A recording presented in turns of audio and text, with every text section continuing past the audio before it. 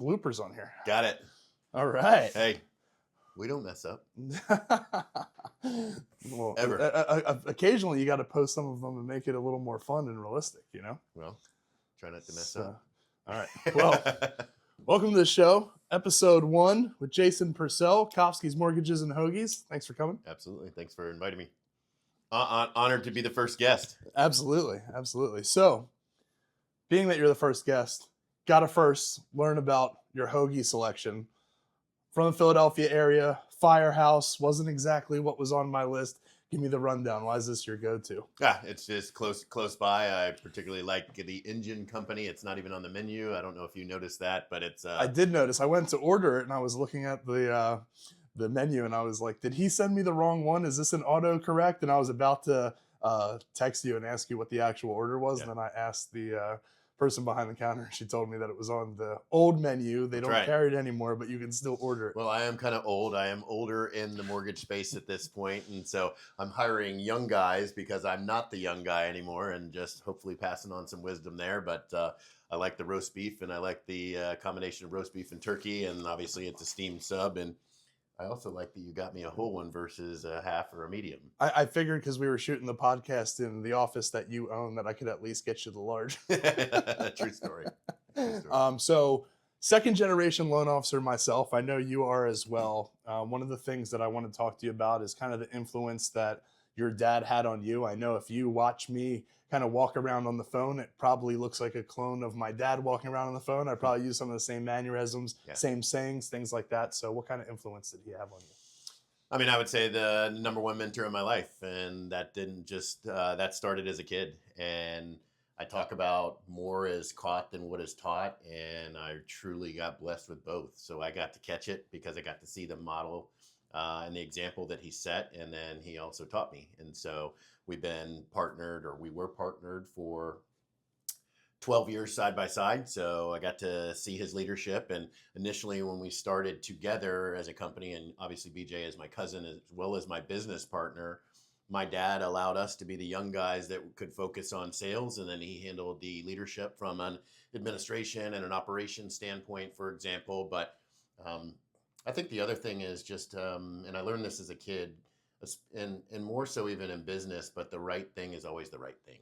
And it's also how you treat people. And so even at my dad's eulogy, my dad passed away 1 year and 5 months ago. I talked about having a good name or a great name, for example. And I've never heard anybody say anything negatively about my dad over my entire lifetime. And so I know that I can't, attest to that, but to have that for my dad. And that's also where, you talk about legacy, you're hoping to carry on that great name. Absolutely. I know for me, when I was younger in my career, I wasn't, I've never worked side by side with my dad. So it's a little bit different. He's been on the wholesale side. Mm-hmm. But I know that at first when I was younger, I wanted to kind of make a name for myself and almost escape my dad in a way. As a younger man, I wanted to do my own thing, make my own name. And then as the years gone by, I've been like, okay, I want to embrace who my dad was. I want to be more like him. I want to use connections that I can make through him and kind of appreciate the fact that he paved that way for me. Did you work with him the whole time? Did you start at a different mortgage company or did you just kind of jump in with both feet? Yeah, we've been together since the beginning. And so my dad also was on the wholesale side or the TPO side. And so he would have been somebody that we would send loans to, for example, if I was in the business at that time. But initially, the way I got my start is I saw some acquaintances and friends that were in the business before I was. They were having some initial success, and I was like, if they can do it, I know that I can do it. Right. But at the time, things were going so well, my dad really couldn't take that chance and start from zero and take on the risk, for example. But then, like so often happens, the bank that my dad was, in leadership with, close their doors. And so my dad went into semi-retirement, and still at a young age that became a little boring for him. And so the timing was right. And so BJ and myself and my dad started literally training on my parents' back porch at the end of the business day for about 60 days. And so we had a business model initially that was partnering with subcontractors, home improvement dealers, for example. Gotcha. And we just wanted to make 6 figures at that time. And that was the initial. And if we could do that, then hey, great. But we really didn't truly have a business model. And going into, call it the retail mortgage origination space, that was different from my dad. My dad had never done that either. Right. And so we bought into a small net branch of a local lender called Intercoastal Mortgage at the time. And that was all she wrote. And again, like I said, my dad handled the administration and the operation side of the business and allowed BJ and I just to go sell. That's awesome. I'm learning a lot here talking to you, even though obviously we've talked about it in the past. I know one of the big things that, and I'm curious if you got this from your dad or from somebody else, since I've been here working at Certified, is action, action, action. Everything that you guys want to see is about, doing the action, even if it's imperfect, making sure that you're out there, making moves, doing things, and then being able to learn during the process rather than just sitting behind the desk and trying to perfect it before you go out there, because then you're not really doing anything. You're not getting the experience. Tell me a little bit about where that came from. I think that's just something that's innate. Sometimes people have to fake it and create that. And I think for me, that was just innate in who I am. I'm what's called a 9 quick start. At least that's what I used to be. And there was a 3 follow through. And so that's where the follow through piece could be a weakness of mine if I had to identify something. And that's where it's so important to have people that are gifted in your weaknesses, for example, so that you can play to your strengths. But whether it was athletics, whether it was doing something on a personal level, whether it was taking a risk, jumping a bike ramp, for example, or now in business, taking that immediate action, for example, that is something that has always been a part of who I am. Even if I'm asking for forgiveness versus asking for permission. As a child, I've gotten better as an adult. But again, I think that that's part of just who I am. And we talk about winners take imperfect action while losers perfect their plan. And so often people think their way out of taking action, or that they have to have everything figured out, and you're not going to figure it out. The clarity comes from taking the action, from making the mistakes, and that's how you improve at a faster pace. Absolutely. And I think that since I've started working here, it's been such a big thing for me, is that I'd overthink things. I'd want to perfect things. And ultimately I'm holding myself back because I'm waiting to do it, and I'm waiting to do it. Even, for the podcast today, I was thinking, oh, maybe I should get a second camera or a third camera and film it a little bit differently. And I should make this perfect. And then, what really drove me is if I got to text Jason and say, hey, we're going to reschedule this because I want to have a second camera. I'm like, I knew what that response was going to be. So I said, let's do it. Let's put the best foot forward. Let our content speaks for itself. And then if I want to make some tweaks on the back end, the things that aren't as important as the actual content and communication, then I can address that when I want to. Yeah.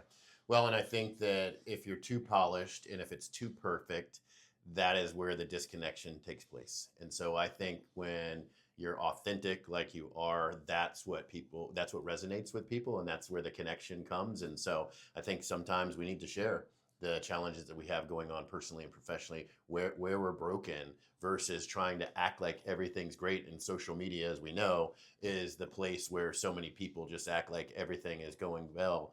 And I think that one thing that I even heard out at a conference a couple months ago was the gentleman asked, "How are you doing?" twice. And so he asked, "How are you doing?" And everybody says, "Hey, I'm doing great. Things are going so well." And he's like, half of this room, and these are all, for the most part, people that are higher achievers, half of the room, it's not going well. And they're saying it to kind of brush you off and give you the standard canned answer. And so he comes back a second time. "How you really doing?" Yeah.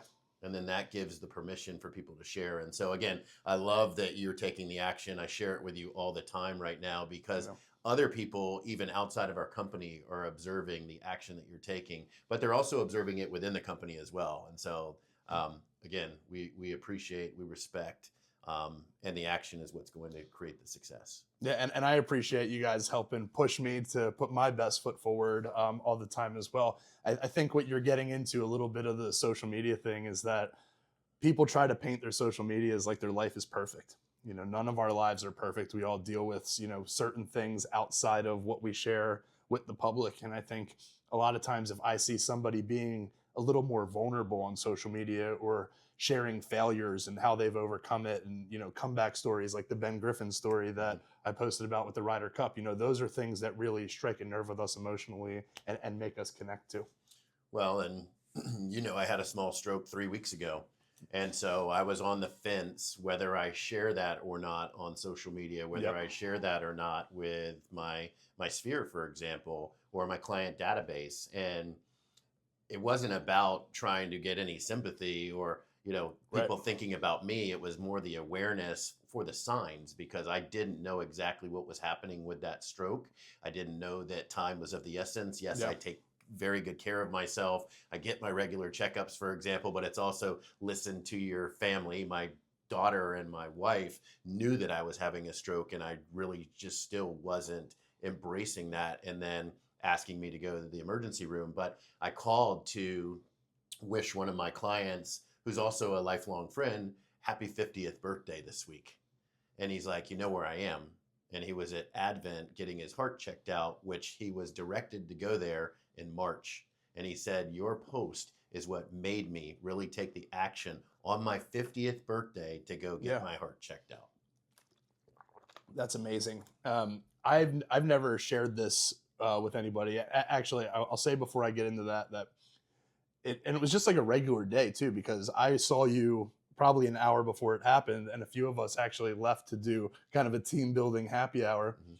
And I remember all of us just walking out of the office like it was a regular day, said goodbye to you, and then obviously found that out a couple days later. So first and foremost, very glad that you're okay.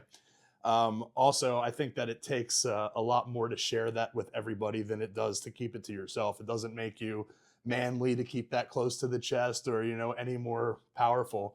I think that if you can help people realize that when they're experiencing that, and obviously your family helped you out, that they need to go get checked, and it makes you a bigger man to be healthy and be there for your family than it is to act like you're Mr. Macho.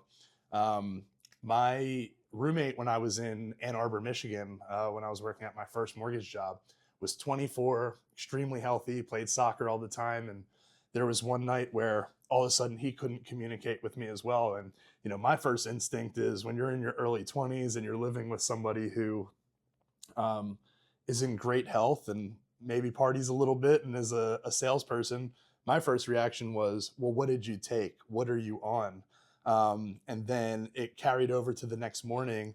And finally, when I got to the office, because even though I worked with him, he didn't come back, my boss was like, you might want to go check on him. He might be having a stroke. And I actually went back to the house and brought him to the hospital, and he did at 24. And it's just not something for me. The reason I share that is that it's not something that you assume is happening or something that you think about. You just kind of feel like things are weird or things are off. And that was definitely a life-changing experience for me, especially when I was, at the hospital. His family showed up, and I had to explain to his mom and dad, that I think their son had a stroke. Yeah. So it definitely is good that you're surrounded by people that care and forced you to do that. I'm glad that you're all right. Definitely a new awareness, and I will not take that for granted again. And hopefully it's a one-time event that's in the rearview mirror forever. But so I've got a heart monitor on right now for another week and a half, and hopefully that comes off, and like I said, is in the rearview mirror. I appreciate you sharing it, and I appreciate you sharing the photo of you with the Superman stuffed, whatever you call it, the stuffed emblem in the hospital when you shared that. That was a great picture to see you were in great spirits. And that was shared by my one of my best friends' little boys. He's got that in the hospital when he was 3 years old, and wanted to give that to me. He wanted to bring it back to strength and pay it forward. Awesome. And he also wrote me a handwritten card that she gave me in the hospital the first day. So that's awesome. I will be giving it back or paying it forward. Well, I'm sure that your doctor told you should be eating a lot more hoagies. I'm going to dig into this and take a bite. Are you going to crack that thing open? Sure.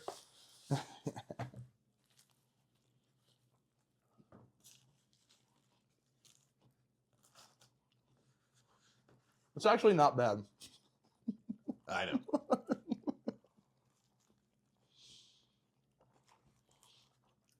I'm a Northeast snob when it comes to my hoagies and pizza and stuff, but this is serviceable. Yes. Yeah. I am a foodie, so Key to my heart is through my stomach. The secret menu. Yes. Um, so explain a little bit about, one thing that you do that's very interesting to me that I've never seen in my career is you do the 4 steps to creating wealth as a part of your client consultation, where you go beyond the scope of just mortgages and helping someone get qualified or what down payment and closing costs are, but you actually talk about their full financial picture and what they can do to continue to move forward financially. Why don't you tell me a little bit about that? Yeah, and this was shared with BJ and I back in August of 2004 by one of our, I'd say, first mentors, one of my most important mentors in the mortgage space, Mr. Jim McQuaig. And he's the one who came up with the 4 steps to building wealth. And he just wanted a common sense, financial, principled process to how he would lead into the mortgage conversation, for example. And so I feel like the mortgage industry, unfortunately, is more transactional than it is relational. And a lot of times, most of the communication is done over the phone and email and DocuSign, for example. And that's where you know that I meet with all of my clients face to face via Zoom. And I just don't feel like you can change a person's life, financially speaking, over the phone. You can deliver a great experience, but I still feel like there's a little bit of transactional versus the relational. And that's where, when we're meeting via Zoom, I can share my screen, I can really invest and spend the time with them, and I can take them through and teach the 4 steps to building wealth. And that's probably going to lead into our mortgage conversation, for example. But step 1 is to develop your cash cushion for life's unbudgeted emergencies. And then I gained some agreement around that initially is, let's pretend that we've closed on the new home. And sometimes this is more with your first time buyer, but let's pretend like we've closed on the new home. How much would you like to have set aside in savings and emergency cushion that would make you feel comfortable or insulated financially speaking, for example? Right. And, I gained some agreement around that. And sometimes they're going to say it's too little, and sometimes they're going to say it's too much. And so I want to help them find and identify what that is. And sometimes that can impact how we end up structuring that purchase contract, for example. And then the second thing is to eliminate what we call a non-preferred debt outside of the mortgage, meaning it's typically going to be tied to a depreciating asset, or it's going to be tied to a negative financial habit, for example. And so we try and eliminate that. And you know that everything comes down to monthly cash flow. And so if we can improve or maximize our monthly cash flow, then that is going to lead to step 3, which is significant savings or liquidity. And one of the benchmark goals that we use is 1 year salary saved. And so if you had 1 year salary saved, what would your stress level be like? What kind of decisions or choices would you make if you're in the job that you don't love and you're living paycheck to paycheck? Sometimes, does that allow you to move into the new position that you really would love and that you would flourish in? Right. Or same thing, we talk about the good things in life, which is business or investment opportunities, buying your trophy home, buying an investment property, taking the amazing vacations, or God forbid, something should happen to you. If you lack that liquidity or significant savings, can you weather the storm? Right. And we know the answer is no. And then step 4 is pay off the house. And we know that there's a couple ways to do that. There's to have the free and clear home and have the mortgage burning party at some point in the future. We also talk about the balance sheet approach, to where if I have a $400,000 mortgage over here, but I have $400,000 in savings and investments over here, well, in essence, my home's paid for, meaning it's paid for on my balance sheet. But a lot of times when the money's out here, it's invested, it's growing, it's compounding. Hopefully it's somewhat liquid that, again, I think that's a safer place to be for the person that's got really good financial habits and a financial plan that they're working effectively. And from what I've seen a lot of different loan officers do over the years, as I mentioned, that was different. What's the reaction that you get when you're not somebody who's just saying, oh, well, here's what your numbers look like and sending them a sheet? You actually take the time to go through more things financially. What are the responses that you get? Do you get people that are super interested and that they see that value? Do you get some people who maybe are like, I just kind of want to know, what the rate is, or what are some of your experiences interacting with the clients? Yeah, I've never received a response that they weren't interested in that and they just wanted a rate. And so I think that's where sometimes we can kind of talk our way or think ourselves out of something, but that's just part of my process. And you have to just assume that people are going to embrace that. And It doesn't matter whether it's the first time buyer that's doing everything that they can to get money for down payment and closing cost. Yeah. And I'm sharing these principles with because they are truly principles. Or if I've got the $1 million plus a more affluent client, for example, now the advice is going to be different and they might be at different steps along Right. the way, for example, but it is going to lead into that mortgage conversation. And I had a couple months ago a veteran client that was selling a home out of state. They were relocating here and they were going to walk away with pretty significant net proceeds and they were going to put 20% down. Well, on your VA financing, you could put as little as 0% down. You're not going to have any mortgage insurance, for example. They were servicing a little bit of debt. And so we literally were focusing on step 2, for example. And when we got into the mortgage conversation, I said, are you open to some advice? I know that your goal was initially to put 20% down because that's what we're told to do. And I said, I think a better approach would be to put 10% down, take the other 10% or most of the 10%, completely eliminate all of your, call it non-preferred debt, for example. That is going to free up more monthly cash flow than putting 20% down. And I said, also, let's bump up your emergency cushion. So I think we took an extra 10,000, put it towards the emergency cushion so that they'd have a little bit more in savings. And then we paid off all of the debt, which again, freed up over $1,000 of monthly cash flow. And we put the 10% down. Yeah, and I think the example that you're using is actually the one that I shadowed you on when I said, hey, I want to see how you go about this with your clients. And so you were able to help them pay off items that had much higher interest rates.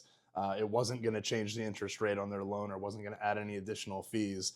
And they were able to pay off a substantial amount of debt, add to their cushion, and then get the same exact interest rate on their mortgage. So it took a lot of time to go through that with them and make sure that they were in the best situation. Right. All right, got a few more things here, and then we'll wrap up. I want to kind of touch on some more of the personal things from here. What is your most memorable success story in mortgages? If you had one that you could think of where you really came in, changed the person's process, saved the day, made them feel like $1 million, is there one story that you can pinpoint that made you feel like you really made a difference? Yeah, I think I honestly, I think that it always comes down to helping a couple and maybe protect a marriage. And I can remember 2 stories to where I was seeing a client for a cash out debt consolidation refinance for the second time. Husband and wife, they were in my office. This is several years ago before COVID hit, and I was doing more face-to-faces in the office versus over Zoom. And I basically said that this is your last get out of jail free card because we don't know if homes are going to continue appreciating to where you can come back and see me a third time. And I'm going to refuse if you're back here a third time. And in order to pay off the debt, and I wanted to see how serious they were, I opened my drawer and I took out my scissors and I put them on the desk. And I said, cut up all but one credit card right this second, or we're not moving forward. And so they literally pulled out all the credit cards right in front of me and cut those up. I think that probably protected a marriage. But another one where initially husband had racked up a lot of the debt of the marriage. And he met with me first, and then he met with me the second time. And then we came up with a plan. And then I met with both of them to the point where they had to access some of a retirement account. They had to take a loan against a 401k and pay off some initial debt in order to even allow us to do the refinance. And that was in the spouse's name. So husband created the debt, had to meet with me up first and kind of come up with a plan that we could potentially sell to the spouse. And yeah, I got to thank you because that honestly protected a marriage. Absolutely. That's awesome. I mean, it's we've both seen a bunch of cash out refinances where some of those credit cards and debts get a little out of hand, and it adds stress to whatever relationship that you have. And I mean, I think there's so many different experiences where you've helped the senior client out, where you've helped the veteran client out, for example. Those are some that are really, really important. And there's so many that you can't even list them all. Yeah. But even getting the first time buyer that's young and sharing 4 steps or helping them put some, better habits in place and, better steps in place. Those are the ones that, again, make this job so fulfilling. Yeah, and I think with the 4 steps, when you're dealing with that first time home buyer, so many people spend time saving up, saving up, saving up for that first house. But when they get it, then they're almost like, okay, well, now what am I saving up? What am I leading up to? What's that next goal? Hmm. And I think that the 4 steps allows them to kind of have that next goal in sight, because they part with that large chunk of cash when they're making the down payment, and then they need that next thing to work towards. Yeah, absolutely. So, um, advice you'd give your younger self, for somebody who's just starting off, what you know now, you've been doing this for decades, top producing loan officer, own a mortgage company. Are there any advice that you'd give to a young loan officer, looking back on where you were when you started? Ask for more help. Yeah, I mean, ask for more help. Seek as many mentors as you possibly can. Be a sponge. Take the action.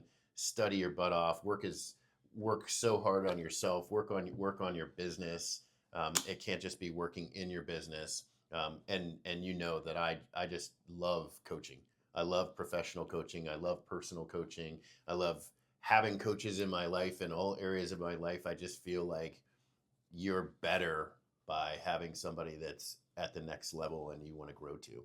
Absolutely. I know when you check in at the gym in the mornings, Victor, is that his name? Victor. Your personal trainer.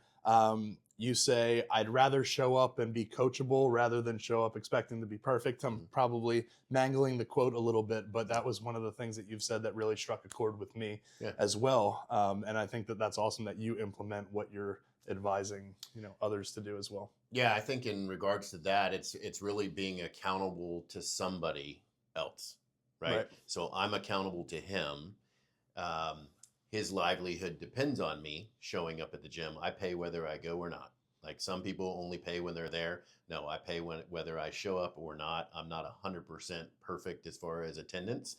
But the other thing is when you show up, the one thing that I can control is my effort level. Like I want to show up. I want him to have the plan, tell me exactly what to do. I don't want to have any thought about it. All I want to do is be able to control my thought or control my effort and leave. And I think that's where you're going to get the best results. But the same thing, the number one account in my life, the healthiest, the most important account is my love life. It's my relationship with Gwen. And it will always be my number one account because it's the one that I invest the most time in. But I also have somebody that helps me in that account and with my walk there. And I think that's important. And then having business coaches. But again, being a former athlete, now being the corporate athlete, I just think that the coaching and the mentorship will take you further, faster. Absolutely. And before we wrap up, one last thing. Since you're the person who got me to read my first book cover to cover in years, I won't say how many years, but one book recommendation that you would make to somebody in sales or in mortgages, other than The Alter Ego Effect, which is the book that you had me read, what would you recommend to somebody that's a good read that you're going through right now? Robin Sharma is somebody that speaks to me, and he has the Everyday Hero Manifesto. I think that's a phenomenal book. That's a book that you could read every single day, or open up a chapter or 2 chapters every single day, and you're going to find gold in there. His most recent book is The Wealth That Money Can't Buy, and there's 8 forms of wealth that he covers in that book. So I think those are very good.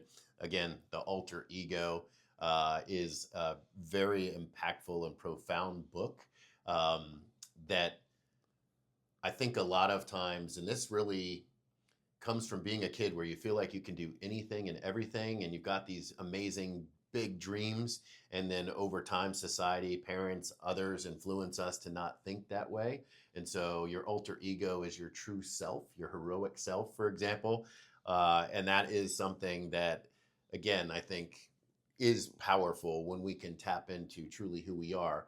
Some of that comes back to taking that immediate action like you're doing so often right now. Yeah, and again, I said I wasn't going to expand too much on that book, but what I loved about that book is that, when you're channeling the alter ego, and I just wrapped this up, so this is all very, very fresh, who you are at work can be so much more easily separated from who you are as a person. So if you're making sure that that is your professional character, if somebody gives you any kind of negative feedback or constructive feedback or whatever it might be, instead of taking it personally, they're not coming at you as a person. They're coming at your professional alter ego, your professional character, and it allows you to make better adjustments because you can't just easily change who you are, Yeah. but you can easily change who your work alter ego is. And that Sure. was a huge thing that I took from that, being able to kind of separate that. I agree. And I appreciate you joining me for the first episode. Absolutely. And let's eat. It was a lot of fun.